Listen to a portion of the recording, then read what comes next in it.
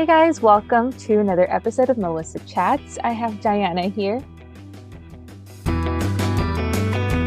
Well, thanks, Melissa, for having me on. I'm just your regular little Texas girl. I've been here for a really long time, and I've been walking with the Lord for a while, since my early 20s.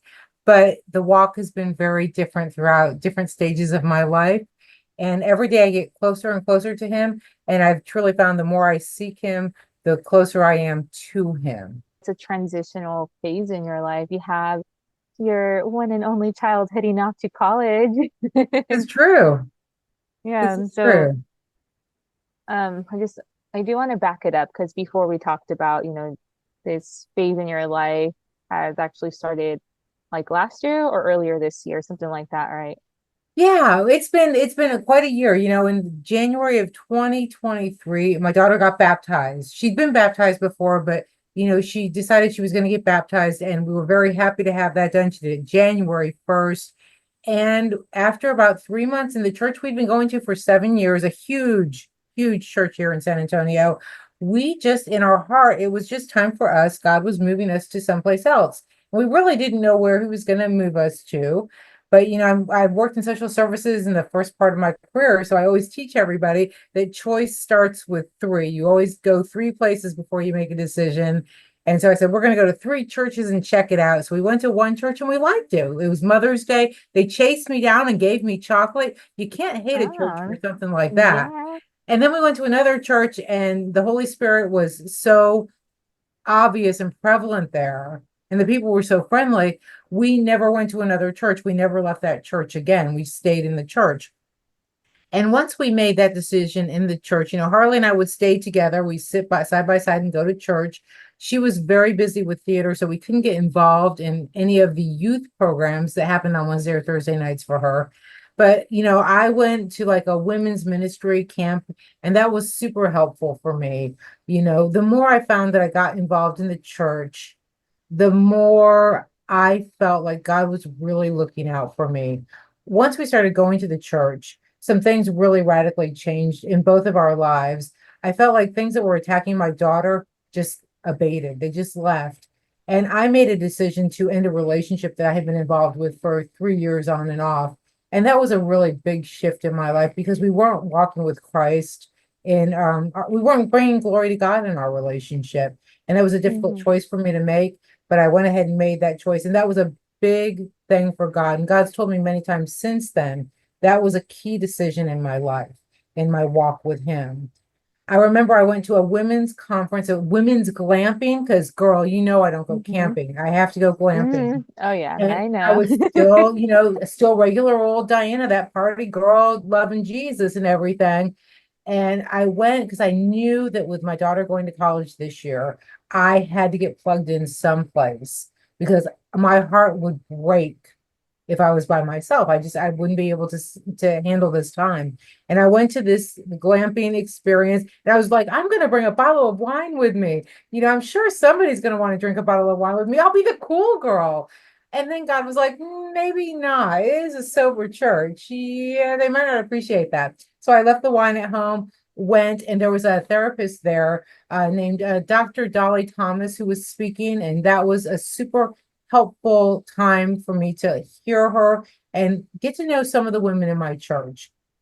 Mhm. As we went through the autumn, I was really, really struggling. I was still close with God because I was going to church pretty regularly.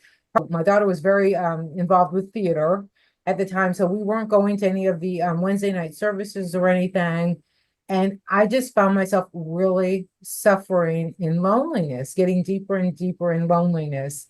And I found that I was drinking more and more and more. And I don't know when it was, maybe November. I realized I was starting to drink at 10 o'clock in the morning. And I was like, this is not who I am. I am not a party girl. I'm too old to be a party girl. I'm becoming a drunk. That's what's happening to me. And we were in church one November day, and a woman came up to speak here in San Antonio. She has a great ministry program. She works with a lot of women that have been sexually trafficked, and they're working in strip clubs or massage parlors and things like that. Well, she was telling us her story, and it was an intense story, Melissa. I was just taken aback. It was so intense. The man sitting next to me leaned over and told me he was being triggered and had to leave. He couldn't handle listening to the story anymore, and he left.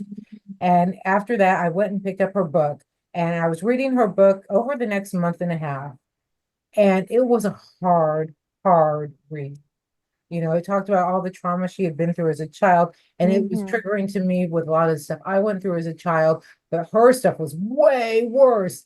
And then I get to chapter 5 where she's dating Brett Michaels, and I was like, what? You love Stop Bret it. Michaels. And then I just read the rest of the book. But I got to the very end of the Mhm. book, and I'll share it with you. It's the book is called Unlikely Warrior by Lisa Michelle. And the end of the book, she says, one day your body will turn to ashes and your spirit will live on. But those you left behind walk on the trails you blazed. Generations will be led by the choices you make today. So choose well, especially when you don't feel you can. Fight hard to be better. Embrace sobriety. Rise Mhm. above poverty and abuse. Run your addictions out the door and tell them they have no authority over you. Healing is messy, it is not linear.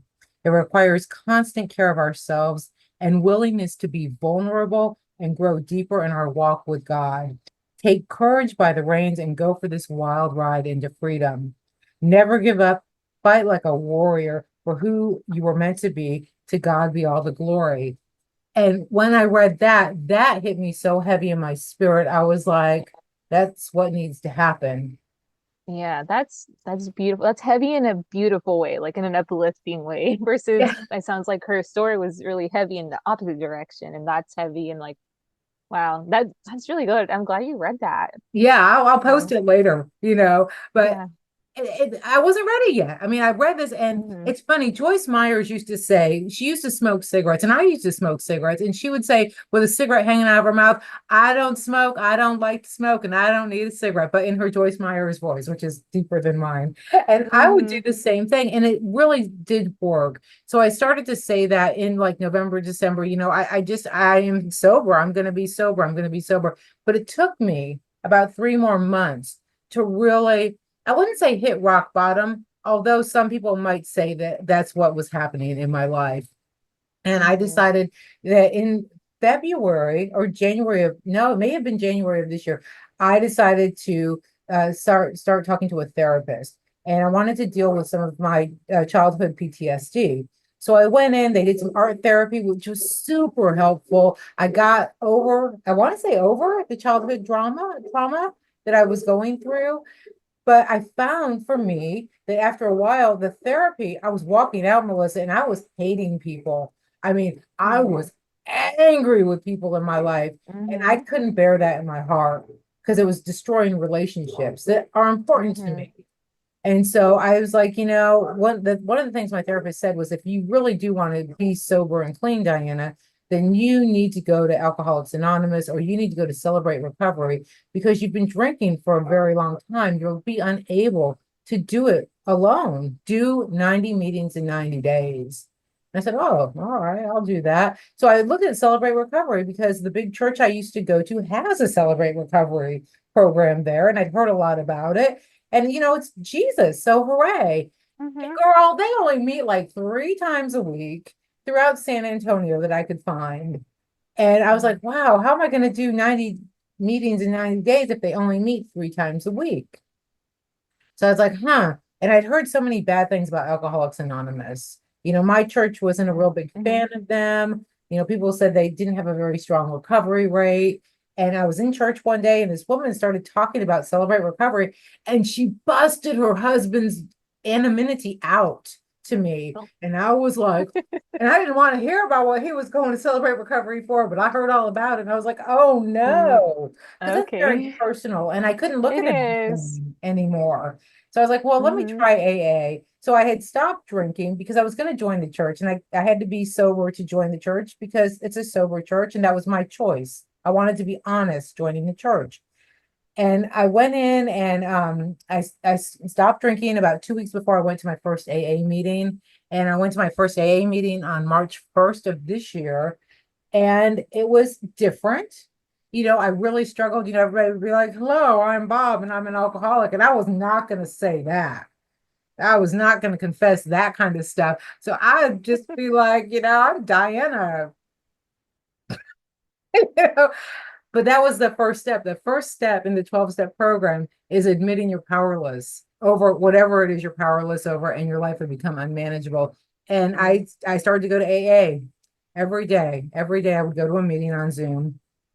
And I met somebody on my third day in AA who was fabulous. She called me. We had this long discussion that night. I don't know where she is with Jesus, because in AA, people they come up with their own interpretation of God. And we can talk about that because that was kind of scary for me, because Hmm. I know who God is to me, but other people walk into this stuff. And if you present Jesus to them, they're going to walk right back out because they have so much church hurt. Yeah, yeah, definitely have seen that before in other Hmm. settings, definitely. And I can only imagine the kind of gods that the people would create, because I know what kind of God I created in the past for myself. Hmm. And I'm gonna remake this video, but I got really into like New Age and witchcraft. I didn't really realize it. Like I grew up in the church, like I should have known better, but I was joking with one of my other friends where it's like I had that untypical experience where it's like they show you the love of Jesus, because usually it's like, oh, they show you all the commandments and all this stuff. And I heard about them, but I got more of the loving side of Jesus. I'm like, I think I should have put more of the fear in God in me, to be honest. Right. Because it was we need that balance. If we start letting ourselves make our own version of Jesus, we're people who want things our way, and we start corrupting who God really is. And Hmm. we start making God, well, God will be okay with this, when really, when we read the Bible, we know what God is really saying. We know the character of God is good and loving, but he's also just. Hmm. And if we don't know that, we can, or if we do know that but we don't care, right? That's where they're saying the fear of God. And I think people sometimes are misconstrued with what that means. The fear of God means that you're afraid to be separated from God, because you know God's Right. character. And it's not necessarily about punishment, because our punishment, being away from God, literally is hell. Even here on earth, when we're straying, it feels like we're walking on like hell on earth. And I could only imagine, like, if that feels like this here, I don't Hmm. want to know what it feels like in literal hell. So Right. that was my kind of like my journey, like out of that, so it was in the church, loving Jesus, letting myself have relationships physically with men. Well, they were boys because I was in high school, because Hmm. that was the normal thing to do. And then slowly getting into astrology. Oh, it's okay because blah blah blah. Everyone does it. It's harmless. Oh, white magic. Oh, it doesn't really matter. Hmm. Which was ironic because I was like against Ouija boards, but then I did tarot cards. I'm like, that doesn't even make sense. Tell me why was I doing that? But there was like almost 5 years of my life where I got really into like astrology and tarot reading. I could tell people like things about their lives, Hmm. and I've never met them before. Hmm. And I was like, hmm. And then that explains I was really depressed and anxious, and I hit my own rock bottom. So, and then, Jesus revealed himself to me in dreams and reminded me of who he was. I even have journal entries. It's funny, but I didn't call him Jesus in my journal entries. Now that I'm back in my faith, because I would like, I'm spiritual, not, I'm not a Christian back then, not I'm spiritual, not religious. Hmm. Now Right. it irks me when I hear it, because I'm like, I know where I was when saying that kind of stuff. Basically, it's like I wanted to live in my own will and letting myself make my own interpretations of Jesus. And I faced, demons, and I faced like literal demons. I faced them in my journey out of the occult and tarot and new age and all that stuff. And that's what I'm saying. I can only imagine the type of gods that people are creating for themselves, even if it's helpful doing the AA steps, because it did start out, if I remember, like AA was a Christian organization Hmm. first, and then people wanted to make it like open to other faiths. And so they started like, whatever Jesus, I'm not Jesus, whatever God means to you or a higher power means to you. Hmm. And so not for you, it's Jesus. And but for other people, I could only imagine, like, I don't know. Yeah. And you bring up so many good points. So, I mean, I've heard people in AA meetings say things like, I worship a tree, I worship nature, I worship this room. So with New Age, that's interesting that you say that because I was brought up in New Age. My dad took me to my first psychic when I was like 6 months old. And I mean, that Mhm. was throughout my life. And it's still, even today as a Christian, if I see something with astrology pop up, I'm like, hey, what's that about? And then it's like, that's not right. That it has just enough truth to get you to believe it and then lead you away from Mhm. God. And Yeah. that's how it is. It's like Adam and Eve, right? The serpent Mhm. comes to them and gives them like a partial truth, and it's intriguing. And it gave Eve enough, like, well, maybe I will eat that. Let me see what that's about. And then, there you go. There's sin. The first introduction of sin into the world. And, Mhm. if we're Christians, you kind of know what happens afterwards.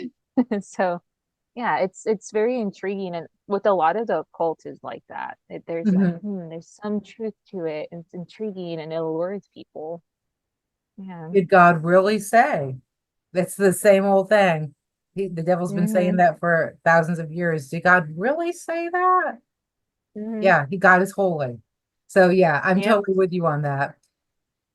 When my sponsor asked me, in step 3, we give our lives over to God, to the care of God as we understand Him. That was super hard for me to say, as we understand Him, and to write out what I thought God was, because Melissa, God is God.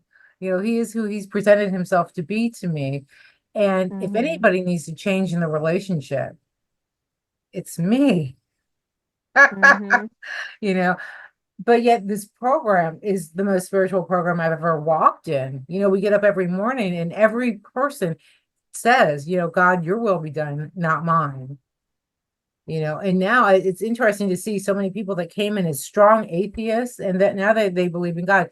Do they believe in Wow. Jesus? No. And maybe that's why God has me in this program. Mm-hmm. Yeah, I could definitely see you evangelizing to them. That's beautiful. I We'll love see that. what happens. Yeah, that's cool. So you're in the AA program, and thank you for sharing with other people, by the way, because I know that kind of defeats the anonymous part, but thank you for sharing about Well, it. I'm allowed to tell you about me, but I'm not allowed to Of tell you about course, of somebody else. course. Yes, yes, I know. I know you know.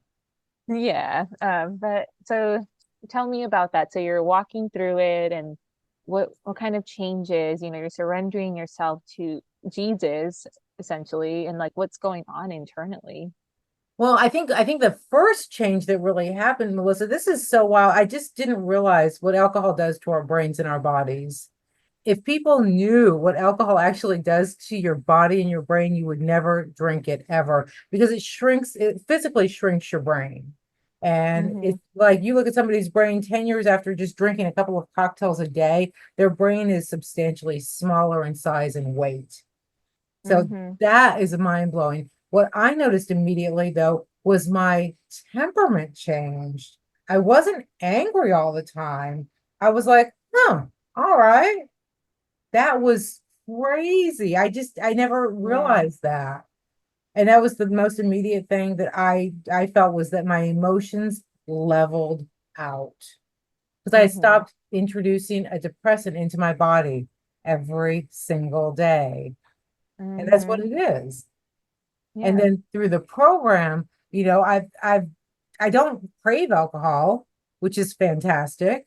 Sometimes That's I'll think amazing. about it, but I stay away from places where I'll have it. And there's enough places now where I think people are like, Heineken makes like a zero point 0 alcohol, which doesn't have any alcohol in it, but you have to be careful because like Corona has a zero point 0.5. It's like if I drink that, I Mm-hmm. know it'll trigger that allergy in me that makes me crave more and more and more. And that's the thing about Mm-hmm. alcoholism. It's a disease, not just of drinking, but of selfishness and of Mm-hmm. more. And that was one of Yeah. the biggest things I realized was that I could stop drinking and get the poison out of my body. But the real issue was my self-absorption. And I think it's funny because I look at the whole world now with what's happening, and I'm like, people may not be alcoholics, but they really do focus on themselves a whole lot, Yeah, that's you true. know? And now I feel like anything that happens to me, I have 50 people I can call on the phone. If I get a flat tire, I've got 50 people I can call and say, I'm stranded on the side of the highway, and they would come and help me. And it wasn't Oh, that wow. way before. People would like, I'd pay for something, they'd be like, I'll pay you back, and they would never pay me back, and you'd be like, what's Yeah. up with that? It's just Mm-hmm. a very different mentality because people are just, they focus on giving back to other people. Mm-hmm. And I've never been Yeah. around people like that. That's awesome. So Yeah. selflessness, moving from selfishness to selflessness. Hmm. And I mean, of course, that doesn't mean, I think a lot of people misconstrue that as well, right? Being selfless doesn't mean that we don't ever take care of ourselves, because you're obviously taking care of yourself and you're also learning how to live selflessly. Hmm. Yeah, that's amazing. Yeah. And my daughter said, and this is sad and sweet at the same time, she was like, Mom, the last 5 months being with you sober have been fabulous. The best 5 months of Yeah. my life with you, which I'm happy about, Yeah. but I'm super sad that she had Yeah. 17 and a half years of of less than she should have had with me. And I had Mm, no idea yeah. because, especially with COVID, Melissa, I think that COVID was detrimental to us in so many levels. And Yeah. so many people I know, that's really when they started to drink heavy because they were by Hmm. themselves watching Netflix. Exactly. Yeah. And especially, I mean, everyone, right? But I know that you're also such an extrovert. So like, your level of need for connection is higher than other people for sure. I can only imagine, because I was going crazy and I'm also an extrovert, but you're like on another level. So I can only imagine for Extrovert you. advanced. Exactly. You're the elite extroverts, like the Olympic of extroverts, that you'd be there. You would be there. I'm meddling all the way. But it's funny because I mean, Yes. that's something I really still struggle with now is that I work Mhm. remotely and I'm just, and that's a struggle for me. I'm sitting here Yeah. thinking I've got to do something else because I'm just not as happy as I should be. And it's directly related to me working alone, even though I'm on Zoom with Hmm. people, you Yeah. know? There's something to be And said. I yeah, mean, you there's a and I on difference. Zoom I feel more connected to you. This way, my remote job, I don't have to be photo ready for anything, Hmm. which And does something psychologically to you. it does. And also, we know each other in person, not just through Zoom, and we could connect outside of here, and that's not the same thing as, for work as well. So Mhm. yeah, we're having a deep conversation. So it's not just about, like the work stuff. Exactly. There's something about the eye-to-eye contact. Yes. Definitely. So what else is different? Is there anything, I mean, you're talking about the outside connections with people. Is there anything else that's different from these pivotal times? You switched church, you joined AA, and now, your daughter is flying off. It's a tough one. We'll see. I'll be okay. I'll be okay. The other thing that I did that I thought was very interesting was I did get a dating coach. And it's Mm-hmm. not really with sponsor approval or anything. So if one of my sponsors sees this, I'll be like, oops, but I had to do it. I found that it worked well with my AA program because the lady is a minister who leads the program, this dating program. And so it was a lot of hard work for me, a lot of forgiving other people for things that have happened to me, seeing my part in situations, because a lot of times, and this is both of the programs together, something happens, somebody does something to offend me or slight me, I have a role in that too. I Mm-hmm. mentioned a previous relationship, and there were a lot of things that I could say, this person did this to me, and they were all true. He did all of those things, but what was my role in it? My role was to Mm-hmm. accept bad behavior.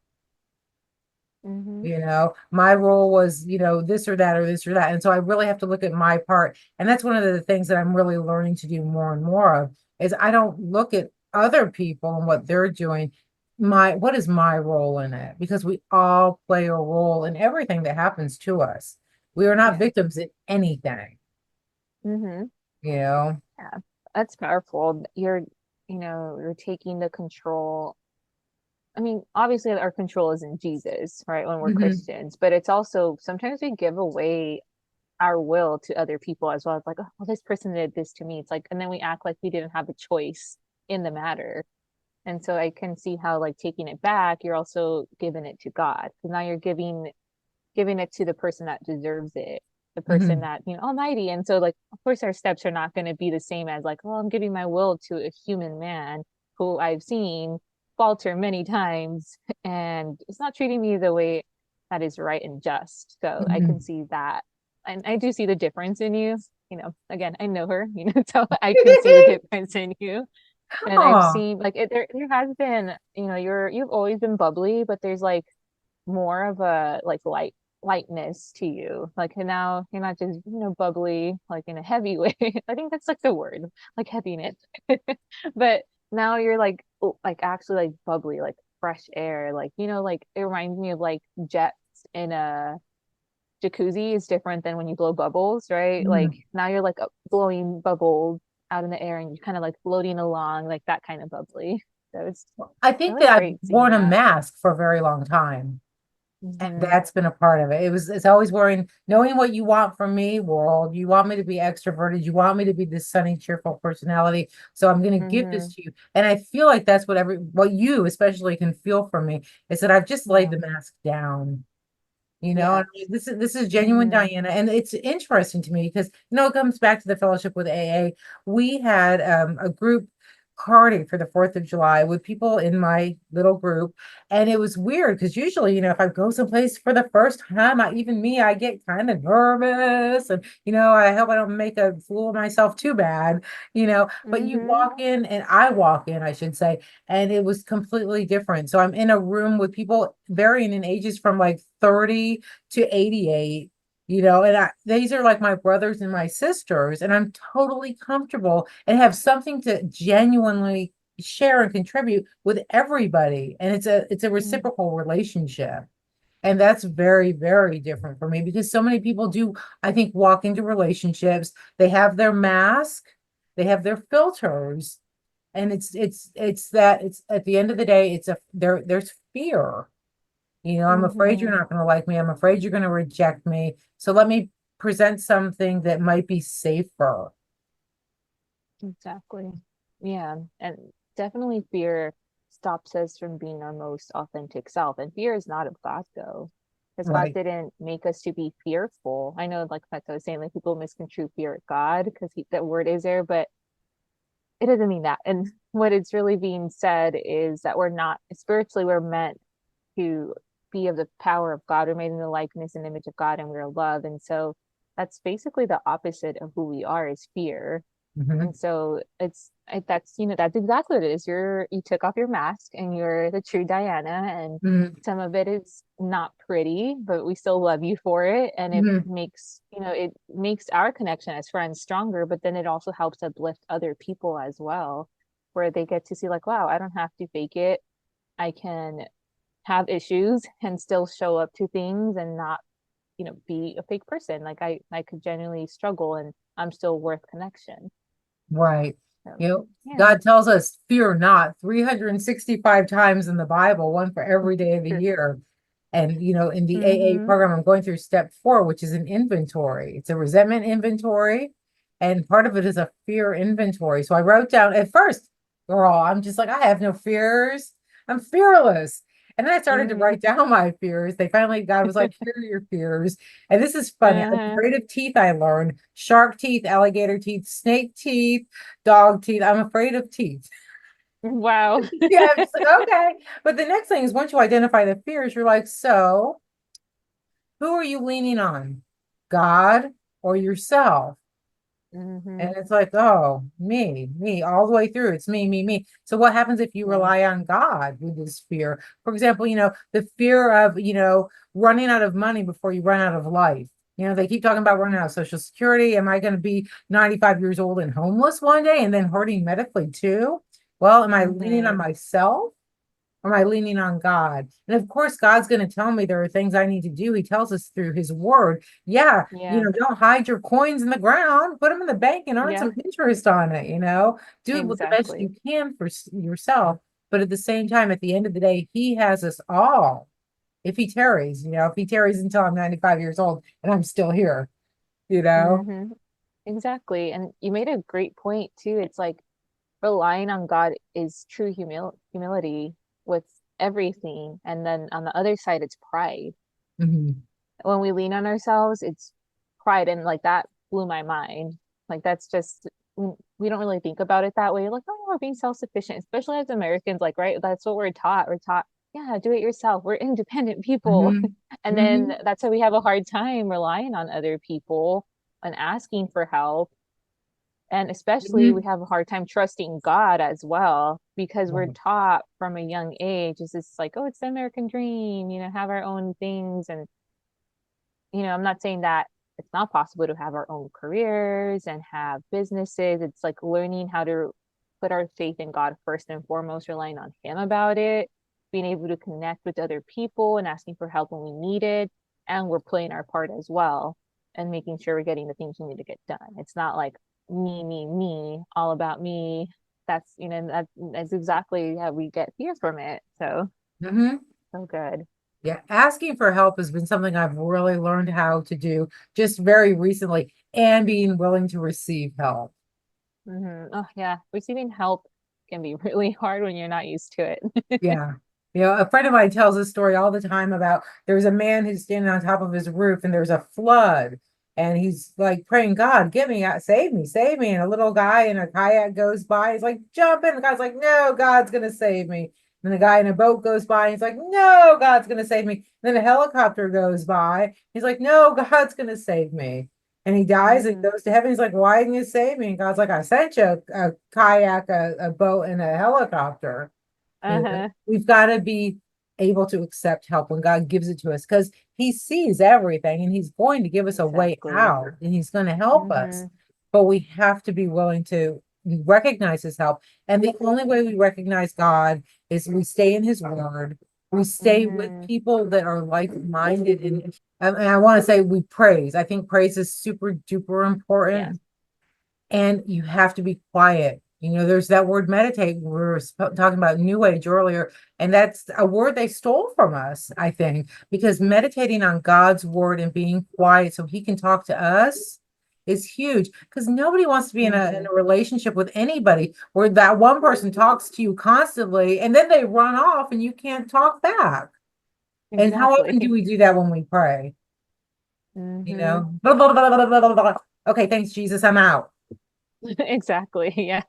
Yeah, and I don't know about you, but when I Yeah. sit and get quiet, if I spend 30 minutes, 45 minutes, 60 minutes, if I really focus and decide I'm going to dedicate this time to the one that I love and let him talk to me, the things he tells me, they're Hmm. beautiful. But Yeah. if I hog my own time and the things of this world choke me, and that's I think Yeah. where a lot of us are as Christians, the Hmm. concerns of the world come up and choke us. I got something to do, gotta go, gotta go, gotta go, and we don't take the Exactly. time to give back to the one who's given us everything in the first place. Hmm. Because Jesus died not just for us, he died as us on the Exactly. That's cross. so good. Yeah. That's Sitting in silence can be very hard though. Definitely. And so if you struggle, you could start with like 5 minutes, 10 minutes and build your way up. And that's what Mhm. I've had to do. But yeah, that's an excellent point. Building up to be able to spend that, because it's because we love God. It's not because we have to, and learning how to change the disposition of our hearts, like coming in a different heart posture. Like, Mhm. okay, like I know I need this, but I also get to. Like I get to spend time with you. I get to hear you. Like other religions don't have that direct connection with God. I don't have to pull out tarot cards to hear God's voice. God can speak to me directly. Mhm. And it's like, wow, like it's mind blowing what God would tell you. And then sometimes it's like, whenever you were doing this and you were so busy, this is what I was trying to tell you. I'm like, dang, I was struggling there for some time, and all I needed to do was sit, be quiet, and listen Mhm. instead of just Mhm. going on and on and on. But yeah, this is I so know. good. I know. And we can pray anywhere, turning the radio off in the car is huge. Yes. Yes, definitely. I do that Radio. now too. Yeah. I mean, I listen to the radio too. I mean, Yeah, whether it's Spotify, you have your phone plugged exactly. in, but yeah, I'm a radio person still too. So Exactly. I definitely Well, have turned it off. we have to. We have to. Hmm. Yeah. Well, thanks for coming on to Melisa Chats. It's Thank awesome you. having you. I'm gonna have to have you on again. We have some really awesome conversations, and so thanks so much for being here. Thank you. Happy editing. Yes. Bye, sweetheart. Bye.